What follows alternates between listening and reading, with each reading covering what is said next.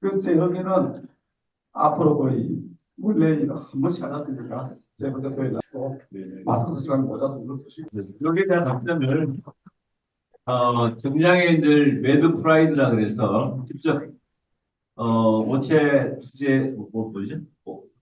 그것까지는 아니라도 실행을 한번 거리 수정을 해보는 경험에서 장창현 선생님 어떻게? 예, 뭐, 목소리를 내는 건 정말 중요한 것 같습니다. 그래서, 뭐, 말씀대로 좀, 예, 조직하셔서 좀, 예, 실행력 있으신 분들도 계시고 하니까, 소리를 내시면 좋을 것 같고, 저는 어쨌든 오늘 토론에 되게 주제가 반갑거든요. 예, 많이 소외된 영역에 계신 분들에게 서비스 확대해야 된다. 어쩌면 이게 뭐 지금 전국에 입원해 있는 정신장애인이 제가 알기로는 10만 정도가 된다고 하는데 정확치 않을 수도 있지만 그 분들이 결국은 이제 지역으로 돌아가실 수 있는 어떤 열쇠가 되지 않을까 이 지원 서비스라든지 복지 확대. 그래서 또 여기서 목소리를 내주시는 것은 뭐 이렇게 데리고 계신 가족분들만을 위한 것이 아니라 전국에 좀 자신의 삶을 펼치지 못하고 있는 정신장애인, 발달장애인 분들을 위한 것이기도 한 굉장히 소중한 것이 아니겠나 하는 생각을 해봅니다. 힘내시길 바라겠습니다. 네, 감사합니다. 또 다른 질문 있으시면 하나만 마지막으로 받겠습니다. 예, 선생님. 그러니까 좀 떨리네요. 저는 지금 26살 그 지적장애 이제 연결성 지능에서 정신장애로 이제 넘어간 딸을 이제 키우고 있는 부모입니다. 근데 이제 저는 지금 이제 오늘 딸을 동행해서 왔는데 저도 이제 어떤 돌봄의 서비스 사각지대에 놓여 있는 부모로서 저도 할 수 있는 일이 무척 많으나 제가 할 수 있는 일을 많이 못하고 이제 공부도 하고 있고 이렇게 또 이제 좋은 모임이 있으면 와서 이렇게 공부도 하고 있는데 갑자기 막 올라와서 울컥하는데요. 항상 딸 얘기를 하면 이렇게 지금도 울컥울컥 하는데 그 본질적으로 활동 지원 서비스에 대해서 그 이제 제가 이해하는 거는 지체 장애인 분들이나 좀 이해도가 높은 분들, 사회적으로 이해도가 높은 분들에 대한 서비스는 좀 접근이 쉽다고 생각을 하는데, 저희 딸처럼 정신장애가 있거나 좀 이해하기 좀 어려운 이런 부분에 있어서는 그 활동 지원 서비스를 제공하는 그런 선생님들의 그 다른 이런 절차적인 교육이 좀 필요할 것 같아요. 그래서 이제 이게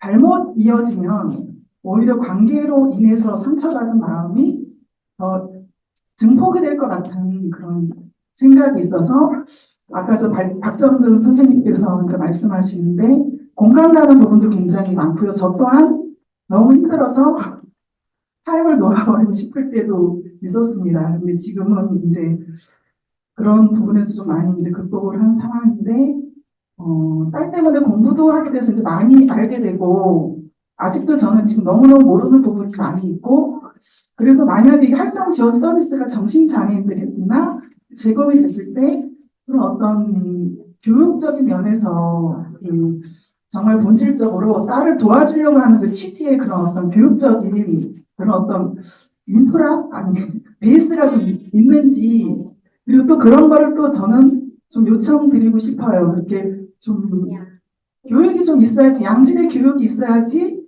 저희 활동 지원 서비스를 받았을 때 더 정말 본질적인 도움을 받는 거 아닌가라는 이런 생각을 해봤습니다. 그리고 선생님들이 나가신다면 저도 나갈게요. 어디든 나가서 함께 이렇게 힘을 좀 거들어 드리겠습니다. 감사합니다. 네, 감사합니다. 이제 지적장애를 앓으시다가 정신장애로 이렇게 이해되셨다고 하시는데, 실질적인 그 정신장애에 대한 서비스는 많은데, 아까 전에 실질적으로 거리 투쟁이나 직접적인 탄원을 할 수 있는 액션이 좀 부족하다는 이야기를 박정훈 부회장님도 하셨고, 아까 박정서에 계신 아버님도 하셨습니다. 참고로 나중에 심재 활동에서 좀 더 활동 이야기 들으시도록 하시고요. 마지막 어머니 말씀 볼까요? 좀 짧게 해주시면 예, 감사드리겠습니다. 우리는요, 10원 정신장애를 데리고 있는 딸이 있거든요. 그런데 심하다는 이유로 편한데만 아까 부회장님이 얘기했듯이 편한 사람만 받아주고 힘든 사람이 실질적으로 도움을 받아야 되는데 제외돼가지고 받지를 못해요. 그러니까 거의 다 집에서 고립되어 있는 상태예요. 그러다 보면은 병이 심해져서 지금 병원에 입원 중인 상태라고요. 그러면 법만 갖고 뭐 논리적 이렇습니다 저렇습니다 좋은 그런 허울 좋은 얘기만 늘어놓을 게 아니라 실질적으로 피부적으로 닿게 힘든 사람이 이용할 수 있게끔 이런 걸 좀 해줘야 되고 약만 갖고 입원만 갖고 해서는 병이 낫지 않는다는 걸 알고 있거든요. 그러면 사회적으로 무슨 얘가 대인관계가 부족하니 사람이 접촉하고 할 수 있는 이런 기회를 줘야 되지 이게 기회를 안 주는 거나 마찬가지예요. 필요한 사람은 받지를 못하니까. 컵만 늘어놓으면 뭘 겁니까? 사용을 못하는데. 나 화나요. 알겠습니다. 속상해요. 받을 사람이 못 받고 이렇게 하고 있는데요. 아니 내가 얘기하고 하는지 다 할게요. 아니 그만 정신장애 뒤에도요 사람이 있고요. 정신장애 뒤에도 법이 있어요. 그렇게 막 보고서 이런 법령 제도 만들 때 정말 귀 기울여서 신경 써서 만들어 주셔야지. 자기네들 뜻대로 내 이익 차려서 이거 만들어 놓은 법 무한대에 써먹지도 못하는 거. 예, 알겠습니다. 어머니. 혹시 사는 지역이 어디세요? 맞고요. 아파요. 서울 사람이 서비스 없다 그러면 지방에서는 통곡합니다. 서울 살아도 중장비지 어디 아니, 못 아니 받았어요. 제가 가족 회계 30년 동안 해봤는데 보면 서울 다 이사 오려고 그래요. 그런데 물론 어머니 말씀하신 거 알아요. 사각지대가 있고 아무리 좋은 서비스라도 당사자가 거부하거나 상태가 안 좋아졌을 때는 진짜 대책이 없는데 일단 법은 어머니가 최소한의 거거든요. 최소한의 거니까 그거라도 해놔야 일단 취지로 좀 받아주시면 좋겠습니다. 오늘 날씨가 안 좋아서 그러나 화가 많이 나 계시네요. 이거 부시고 부장님 저기요. 1분만. 예. 마포에 혹시 샘소는 집이라고 가보셨어요? 지요. 그러면 없대요. 그런 서비스를 그 최고의 서비스 기관인데 맞아요. 알아요. 저 이유가 행동돼요. 근데 안 가요. 이따가 나중에 또 제가 해드릴게요. 최고의 서비스 기관이 있는데 그걸 안 가면 어떡하나? 안 찾아놓는다고? 내가 문영 환자한테 이야기 좀 할게. 알겠어. 나중에 전화 좀 해. 내가 따로 한번 또 이야기해 줄게. 알겠어. 이런 법령 제도 하시는 분들이 예. 거리가 멀어서 예, 얘기가 뭐, 안 아마 되는데 분명히 셋집에서 무슨 이유가 있을 것 같아. 산다는 걸 얘기라도 좀 예, 해주시면 네. 내가 소리를 들어서 해주신다면 고맙겠어요. 네, 내가 셋집에 분명히 이야기를 할게. 알겠습니다. 예. 아버님 마지막으로. 예. 발언 기회 주셔서 감사합니다. 예. 마지막입니다. 이제. 예, 박정무 회장님 말씀에 상당히 공감을 했고요. 제가 정신장애 딸을 가진 부모로서 제가 할 수 있는 일이 뭔가를 찾고자 한 3개월 동안 이론센터나 강연하는 곳에 다 쫓아다니고 있습니다. 배우려고.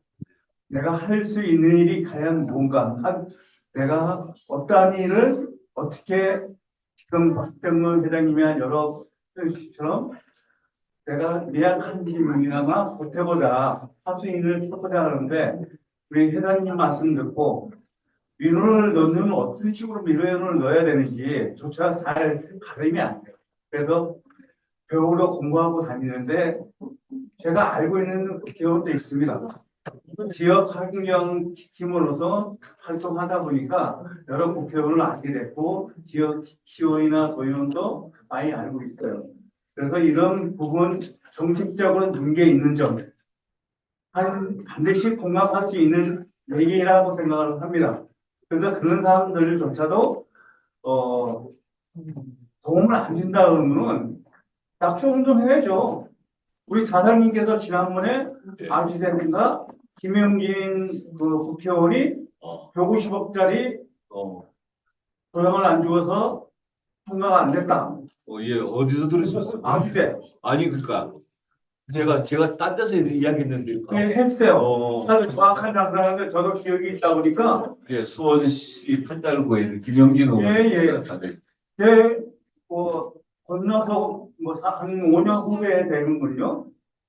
5년 보면은 제가 지적을 할 겁니다. 그래서 그런 부분에서 정신 차리고 이런 부분은 신경 써서 해라. 따끔하게 충분해야죠. 네. 감사합니다. 박세문 회장님 수고하셨습니다. 또 가족과 또 당사자의 요구가 정신건강 분야의 정신장애인들에 있어서는 조금 다른 결이 있는 것 같습니다.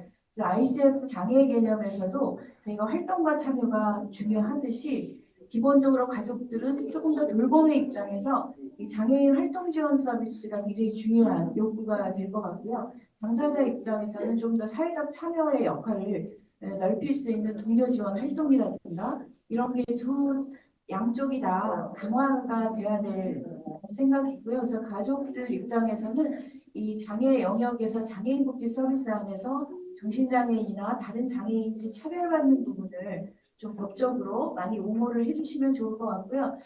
가족분들은 항상 저희 전문가가 학계에서 힘써줘야 된다는데 저희는 너무 20년 동안 넘게 이 똑같은 이야기를 했습니다. 국회에 가서도 제가 남인순이한테 저는 이제 더 이상 이 말을 반복할 수 없다. 이 정도로 저희들은 많은 이야기를 했음에도 불구하고 이렇게 큰 변화를 가져오지 못했습니다. 그 증거가 올해 작년 말에 정신건강 혁신을 위한 정부 방안이 만들어졌고요. 거기에 이제 올해 예산을 이제 굉장히 많이 늘렸습니다. 그래서 이제 증액이 됐는데요. 1280억 정도의 예산 중에서 사실 100억의 내용이 뭐냐면 여러분께 이야기 좀 제가 들려주려고 캡처를 해왔는데 저위험 권총을 보급하는데 86억 원, 기동대 호신 장비에 16억 원을 포함한 100억 이상의 예산이 정신건강 혁신 예산 안에 포함되어 있다는 것입니다. 정부는 이런 정신건강을 선진국 수준에서 높이고자 이 정신건강 혁신안을 발표했다고 하는데 이 한 예로 그 내용이 무엇이냐를 여러분들이 잘 알고 계신가요? 그런 부분에서 여러분들이 하나하나 따져보시고 이것이 실제로 정신장애인 우리 가족의 삶을 바꿀 수 있는 예산인가 보셔야 될 것 같습니다. 거기에 500억 이상은 마음건강 투자라는 심리지원 서비스로 예산이 배정이 됐고요. 이것을 10만 명 이상으로 해서 이게 3천억의 예산으로 늘리겠다라는 것이 이런 혁신안의 사실은 실질적인 내용입니다. 여러분들은 뉴스 제목만 보시면 이제 우리 정부가 정말 정신장애인들을 위해서 정말 큰 역할을 하겠구나라고 막연하게 생각하실 수 있는데 이제 여러분들이 정말 이런 하나하나 정책, 제도 이런 것들을 보시고요. 아까 잠깐 얘기하셨는데 가장 근본적인 것은 이게 장애 급여가 서비스가 급여화되지 않은 문제입니다. 그래서 원래 많은 국가들은 선진 국가들은 이 롱텀 케어라는 정말 장기적으로 지속적으로 케어가 필요한 서비스는 다 국가 제도 안에서 급여화가 되어 있습니다. 저희가 지금 초고령 사회로 내년에 진입을 하기 때문에 노인 서비스를 노인 장기요양보험에서 급여화하는 작업을 계속 추진 중인데 굉장히 쉽지 않습니다. 그렇지만 상당히 많은 부분이 그 전 단계의 바우처 서비스로 지금 만들어졌습니다. 예를 들어서 병원을 가야 되거나 어디를 필요한 곳을 가는데 이동 지원을 위한 서비스들이 지금 만들어졌습니다. 식사 지원, 긴급하게 이 전환기에 한 달 동안 식사를 지원하는 식사 지원 서비스도 만들어졌어요. 이렇게 급여화가 되는 것들이 필요한데 앞으로 그런 방향에서도 관심 가져주시길 부탁드리겠습니다. 네, 감사합니다. 어떤 분께서 너무 오늘까지 잘해주셔가지고 제가 오늘 일단은 선포된 얘기들을 종합을 해보면 결국에는 심한 정신장애를 가지고 있고 정신장애에도 이용할 수 있는 서비스가 부족하다 이 얘기로 결국에 귀결되는 것 같습니다. 정부가 이런 지원 그동안 정신장애와 관련해서 저도 이제 정신건강복지법 개정도 같이 해보고 뭐 일부에 이제 드디어 뭐 이제서야 이제 지역에서의 위기 지원 쉼터라든지 이런 서비스가 시작되고 있는 단계이긴 하지만 여전히 활동하면서 느끼는 거는 당사자 목소리와 더불어서 가족의 목소리가 함께 힘을 실을 수 있는 지점에 있어서 여전히 좀 이런 토론의 자리에는 적극적으로 늘 와주시는 걸 너무 감사하게 생각하고 있는데 직접 이제 운동을 밖에서 시위하거나 올해도 매듭스 행사 했거든요. 그런데 이제 당사자들과 가족들 분들의 목소리가 함께 모일 수 있는 지점들이 분명히 있다고 생각이 들고 그런 부분이 이제 이번 외에 지역사회 여러 서비스들 주간활동 지원 서비스 그리고 공여 지원 서비스, 그거 외에 활동 지원 서비스도 마찬가지로 당사자 입장에서도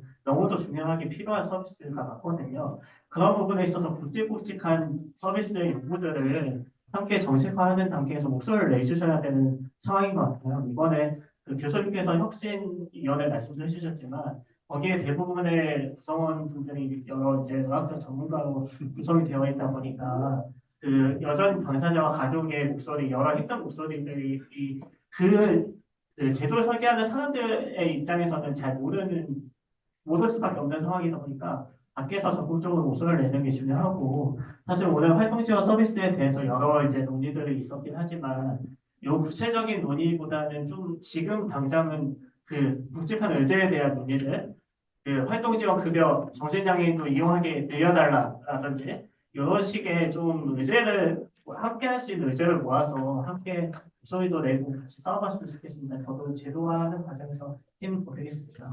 보아영군은 들어가 있긴 한데 군이라 그러는 게 나이가 마흔이 넘었으니까 안 되겠네. 보아영생 한 분만 당사자 정신장애 당사자 한 분이 들어가 있고 가족도 빠져 있고 중증 정신장애에 대한 대책이 굉장히 미흡한 것이 현재 사실입니다. 그래서 현재 윤석열 정부에 저는 뭐 개인적으로 큰 기대는 없는 사람입니다만은 이 정신건강 혁신 서비스에 대해서도 이렇게 너무 핵심이 원래 중증 정신장애에 대한 서비스가 기본이 되고 그 다음에 자살 예방, 그 다음에 우울증, 그 다음에 심리 지원 이런 것이 되는 것이 모든 나라의 기본인데 그걸 좀 무시한 것 같아서 예, 저는 관심을 끄고 있는데 오늘 관심이 다시 살아났네요. 네, 질문을 마치고 기름을 좀 더 부어드리자면 사실은 저희가 3천억의 마음건강 투자해서 100만 명까지 심리 지원을 한다라는 게 혁신안에 있는데요. 그 중에 삭감된 예산이 있습니다. 올해 제가 알려드리면 정신질환자 인식개선 사업 고작 2억 원인데 1억 원으로 줄었고요. 네, 그 다음에 정신질환자 회복지원 사업은 5억 4,400 통째로 삭감되었습니다. 여러분들이 원하시는 이 사업이 아예 혁신 예산에서 삭제되었다는 것을 말씀드립니다. 제가 국립센터장을 할 때 인식 개선 그에 썼던 예산이 3억인데 1억으로 됐다고? 거꾸로 코로나 시대 때도 3억을 썼는데 그렇게 하네요. 알겠습니다. 뭐 여러 가지 또 논의할 건 많지만 또 2부에 또 직접 당사자 이야기를 하시니까 말씀을 하시고 전문가들은 돕는 위치에 있는 거거든요. 그러니까 모든 거는 당사자와 가족들이 더 앞장을 쓰셔야 저희들이 잘 도울 수가 있습니다. 전문가들 믿지 말고 여러분들 믿으세요. 저를 포함해서 전문가들은 당사자들이 아니기 때문에 그렇습니다. 그리고 국회의원들이 이제 자꾸 그런 이유는 제가 이제 한 30년 국회를 출입하면서 곰곰이 생각을 해보니까 국회의원들이 되면은 좀 정신장애가 많이 생겨요. 우울하기도 하고 불안정 생기기도 하고 김용 교수도 보니까 자기 아들 결혼식 잊어먹는 거 보니까 너무 정신없이 사는 것 같은데 그래서 아마 정신장애를 해결을 가진 게 아닌가 농담삼아 그런 생각을 해봤어요. 오늘 행사 준비하신 우리 박정근 발달장애인 부모회 회장님 그리고 참가해주신 많은 분들 박수 치면서 오늘 마치도록 하겠습니다. 고맙습니다.